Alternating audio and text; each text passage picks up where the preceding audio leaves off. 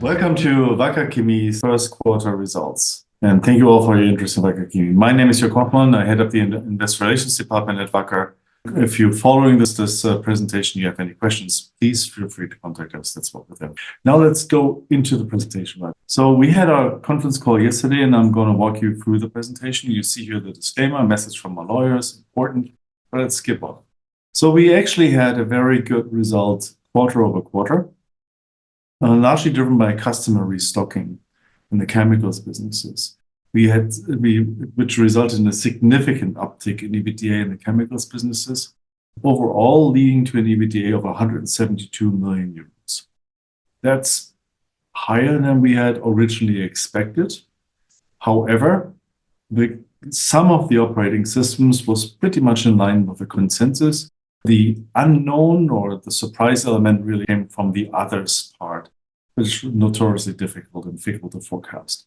So what happened? That went up to 308 million, of which about 100 million is the leasing obligation for our new headquarters. We're moving at the end of May. EBITDA came in at 172 million, 11.6% EBITDA margin. Key factors that drove this was the restocking in the chemicals part of the business, some lower energy costs quarter over quarter, and obviously efficiency measures.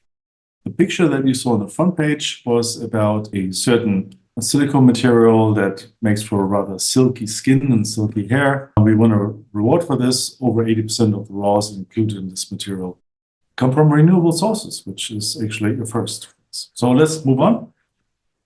In light of more difficult or more challenging economic environment, we focus more on the cost reduction efforts, and we figure it's a good idea at this time to present our general ongoing operations, our Wacker operating system, which is a combination of all kinds of statistical tools and other tools to improve output or to reduce costs directly.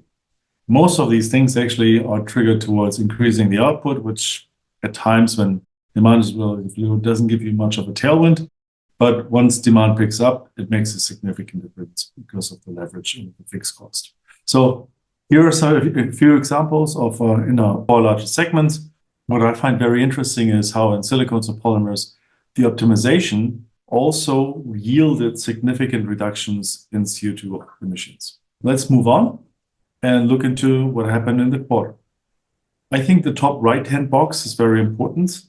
We had a massive reduction year over year in price. You see prices went down by 17%, although volumes were actually up. Volumes were up quarter over quarter, and volumes were up year over year. So from a volume perspective, Q1 actually was okay, but prices were still at year-end rates from 23. We've seen inflation in all kinds of cost items. Raws are higher, energy costs are higher. So all that came together to reduce the EBITDA from 281 last year to 172. Let's move on. Balance sheet continues to be rock solid with a shareholder equity at 4.7 billion, pretty much half of the 50%, almost 50% shareholder equity ratio. Pension came in slightly lower because interest rate discount rates went up.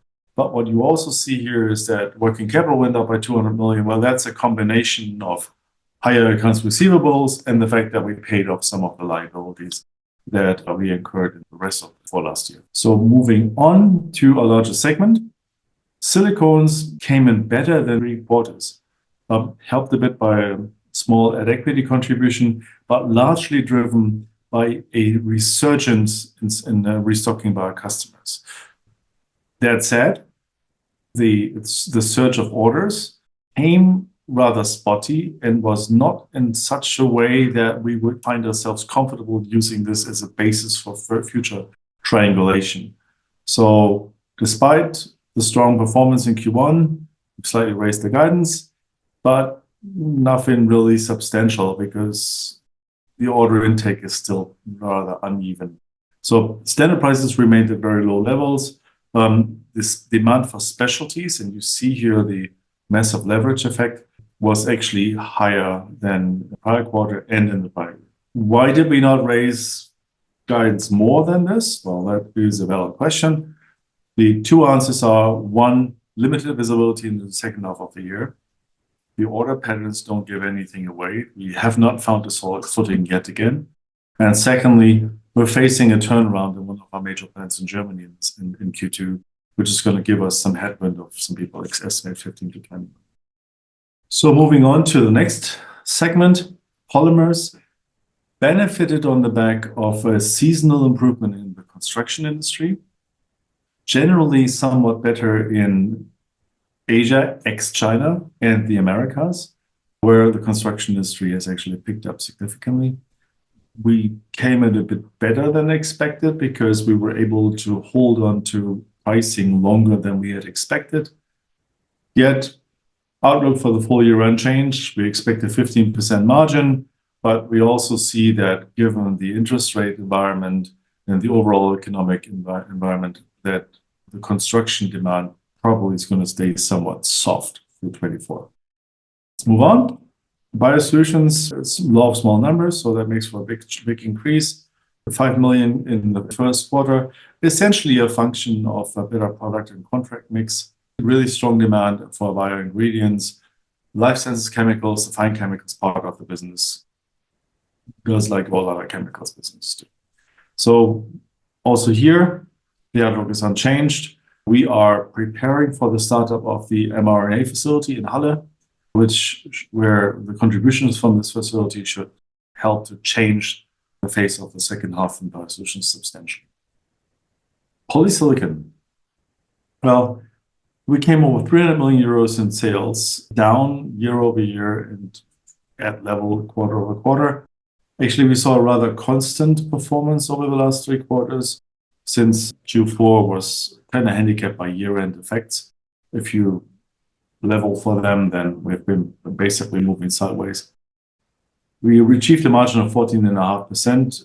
That is not at the level of our aspirations. Where are we? Solar prices in China are incredibly weak because of massive capacity additions. Semi, however, is rather resilient, and the international price for solar is also relatively strong. And as we discussed previously, we're working to move our pricing to the international price and to increase higher volumes in semi. We are making good progress on the etching facility in Burghausen, which is going to give us additional capacities in 25 to service the semi industry. Our financial position, you see we have here cash outflows because things that we accounted for in Q4 came in, were paid out now. And the lease liabilities get our interest to 300 million, which our guidance is between 600 and 800 million for the year. So this makes for a pretty good, pretty solid gearing ratio for the corporation. And there we go. Here's an overview of our guidance for the full year, unchanged. Same thing that we saw 8 weeks ago when we talked about our full year results. We still expect 6 to 6.5 billion euros in sales. EBITDA is 600 to 800 million. Debt higher than last year. We saw what happened in Q1. And everything else is, I wouldn't say smooth sailing, but we're considering the environment. I think Wacker is doing extremely well. Where do we go from here? Well, we have the second half, and then we'll hopefully have a bit more visibility into the second half, which would enable us to update our view on the second half, which today, as I said, there's just nothing. We continue to work with our customers in the silicones business. You saw we're getting the appreciation on specialty silicones materials. Polymers does their job really well, and we expect to have the mRNA facility up and running by the beginning of the second half. So, as they said, that's all, folks. Thank you very much for listening. We will be back at the end of July. If you have additional questions, here are our contact details. Thank you for your interest in Wacker.